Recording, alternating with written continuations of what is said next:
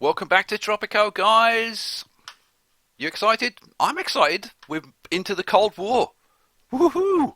Whole bunch of new options open up.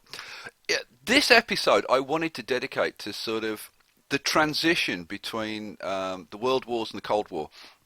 You guys raised a bunch of questions that I'd like to answer about the World War era and things that I did do or didn't do. So you know what? Let's start talking about some of those things. And I'm going to keep this on pause like most of the time, but I'm going to let it tick over for a little bit while I talk to you. Okay. First thing, let's talk about economy stuff. Now, I had a few people ask me, why didn't I mention the cannery? Okay, the options that you've got, the textile mill, steel mill, and the rum distillery, are more than enough to get you through the World War era into the Cold War era. And that's really all you're trying to do, is just get moved from one era into the next. Now, we're running this on the hardest settings. We ended up at the end of that period, with a fantastic cash flow. 750 population, awesome, and a whole, like 73% approval rating. So kind of, why would you want to go for the cannery? First of all, you have to put in electricity, right? Which means that you put in, it's more expense, it's more time doing it. And then the cannery requires three different raw resources. You've got to put in coffee, fish, and pineapples, I think, for the cannery. Like, why would you go to that hassle? It's no more profitable than the steel mill. So, like, what the hell? Like, just build steel mills. The issue is, why didn't I do it? Because you just kind of don't need to. And once you get into the Cold War era, there are way, way better options. I mean, the pharmaceutical company, for a start, that doesn't require any raw materials at all and just produces profits. That's awesome. Or if you want to go for maximum profitability, vehicles is where it's at. Okay, a little bit of resource required. But to be honest, do jewelry workshops or something. Canneries, unless you're going for some kind of role play, I kind of don't see the point in doing that. And while we're on the subject, I am going to pause this because I haven't assigned any research yet. And I do want to get that done. While we're on the subject of things that I didn't do, okay, upgrades and managers. Okay, now several people have said, why haven't you assigned managers to your factories and whatever? Now, if I was playing this, not as a let's play, if I was just like sitting on my own, playing this just for my own entertainment, I'm anal enough to sit down and go through and assign all of the managers and go through the upgrades.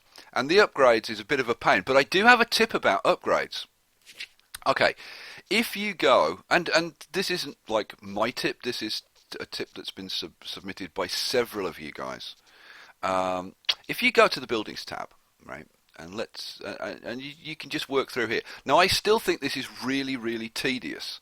Right, I would like there to be, an option on here. Just show me upgrades, and then I can just click through the upgrades, right? But you've got to go through it individually. So you can go through each of these tabs, right, and it will show you a star, in specifically a grey star next to any buildings that need upgrading. Right, so let's right-click to go back out. Raw resources. Okay, there's one. Pineapple plantation. Right, do I want to upgrade that pineapple plantation? Frankly, no, I don't, so I'm going to ignore that one. Let's get to here, and I'll get to the tip. If you click on this textile mill, it brings this up, okay?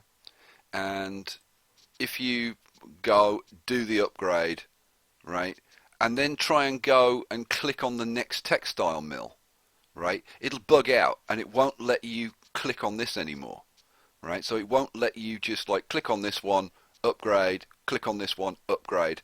But if you do the upgrades, and you know what we'll do, I don't want to do acrylic dyes because it increases pollution, which I don't want.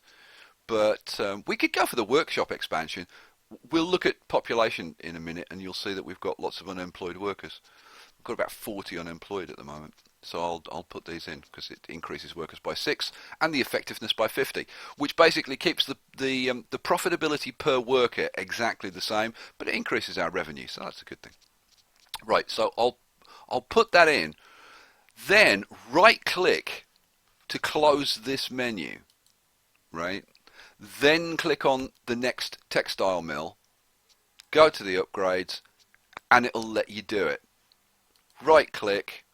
And then we need to go back out and then go into here, and you can do it like that. I still think it's a bit of a pain. I want like one page where I can just click through and just click upgrade, click upgrade. It's too fiddly, and that's one of the reasons that I kind of don't worry about it too much. The second thing is I can get through from the World War era to the Cold War era without kind of worrying about those upgrades. It's not a problem. I've got more of everything than I know what to do with. So it's kind of not a problem. These rub stories, I don't know whether I would even see I made the mistake of clicking and now it bugged out. See? Gets annoying, that does. Okay. Right, so that was that tip. Let's talk about the profitability just for a second, because I want to show you, just to prove out the numbers that I was showing you. So let's take a look at this pineapple plantation over here. Now this has been here from the beginning, and this has made 44,000 in its lifetime. Okay. Here are the cocoa plantations that have been here for about the same length of time. Give or take a month or two. Look, 126. 144, I mean that's 3 times as profitable as this pineapple plantation. 144 again, right? This is cotton. No, sorry, that's sugar, which is not so good. That's under 100. But which one? This one's cotton. Yeah, over 100. So, people say, oh, cotton's by far the best. Well, actually, if you look at these 3 cocoa, and actually there's another cocoa here, and I think it's the same story. Yeah, like 122. Whereas this cotton's only done 107. So you've kind of got to take things with a little pinch of salt. Okay, work in sort of approximations. What about this one? See the sugar again. It's only 60. So it's like half as profitable as these cocoa. I think cocoa is the best, then cotton, and then just whatever you need. Right. We've still got our military being put in. Let's talk about the housing for a second. Whoa, what the hell was that? Let's talk about the housing for a second. And I put in like tons and tons of tenements because I had the cash to be able to do it. I'd issued the edict. I always forget to issue the edicts. So for me, it's a good idea to just whack loads of housing in all at once, and then I kind of don't have to worry about it. But one thing I'll show you, if you go to these tenements and take a look at this residence tab, you'll see how many people are actually living there, right? And you can have 10 families, and each family is shown as 2 people. Okay.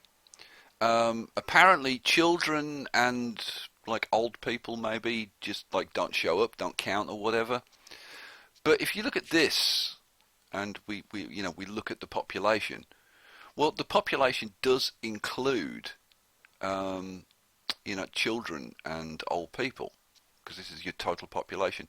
So I still don't know, does this house 24 people, which is 12 families times 2, or is there an allowance for kids or whatever? So it's kind of hard to get like exact numbers.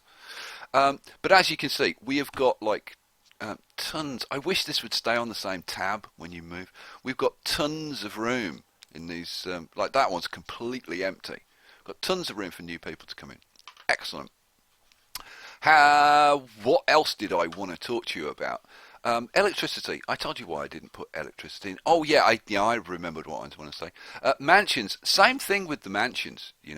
Like this one's full, and like this one's got an empty spot, and these have got empty spots. right? So we're not short of housing, okay? If I go and look at the homeless, though, we've got 44 homeless. 14 of those little annoying shacks. They don't annoy me, actually. I don't mind the shacks. I think that's like, if you've ever been to islands in the Caribbean, which I have, very nice, thank you. Like shanty towns and stuff. That's like part of the whole thing. I mean, you go to Jamaica and whatever. There's you'd think you were in another place if you didn't see like little shanty towns and shacks and stuff. So I don't mind them, and I don't mind the homeless. But a lot of you guys try to eliminate them. One thing that you can do, you will always get, like, even when you've got full employment, and like right now we've got 45 unemployed. So there are going to be some people who are absolutely broke. They've got no money. If we look at our housing, what our housing is set to, or what my housing is set to, where have I got some normal? Right, here's some normal houses. Right, we've set the budget to the default, right, which is wealth required poor. And if we go to the tenements, they're poor as well, right? So you've got to be at the level of being a poor person in order to afford the rent.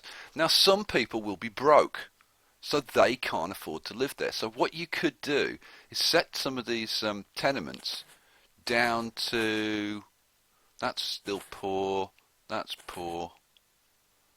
Oh, that's still poor. We're like, what the hell budget do you... So not tenements then. I know you can do it. Well, I was going to say I know you can do it on the houses. I'm pretty damn sure you can do it on the houses.